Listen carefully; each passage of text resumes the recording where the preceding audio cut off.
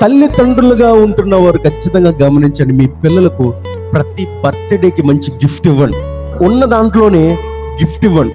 అలా గిఫ్ట్ ఇచ్చినప్పుడు ఏమవుతుందో తెలుసా, మీ పిల్లలు ఆ గిఫ్ట్ని చూసి ఎంత మురిసిపోతారో,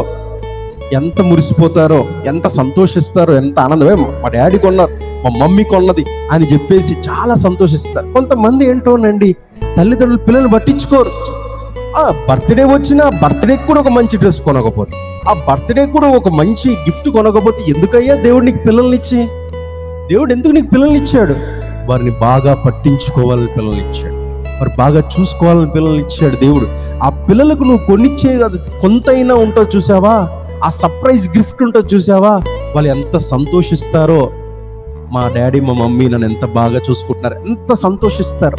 కాబట్టి పిల్లలకు కనీసం ఇయర్లీ వన్స్ అయినా ఒక బర్త్డే రోజు ఒక మంచి గిఫ్ట్ ఇచ్చే ప్రయత్నం చేయండి. ఇటీవల కాలంలో మా పెద్ద పాప ప్రైజీ బర్త్డే జరిగింది. ఆ బర్త్డే కనుక కాబట్టి నేను ఏం చేశానంటే, ఒక స్టడీ టేబుల్ని సర్ప్రైజ్గా గిఫ్ట్ ఇచ్చానండి. స్టడీ టేబుల్ అంటే పిల్లలు కూర్చొని రాసుకుంటారు కదండి, అది ఇచ్చాను.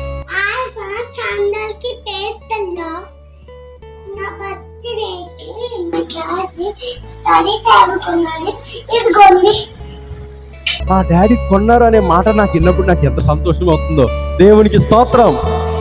అంటే దేవుడు పిల్లల్ని ఇచ్చినప్పుడు ఆ పిల్లల్ని జాగ్రత్తగా పట్టించుకోవాలి. ఆ పిల్లల్ని సంతోషము మనం ఎప్పుడు కూడా కోరుకోవాలి.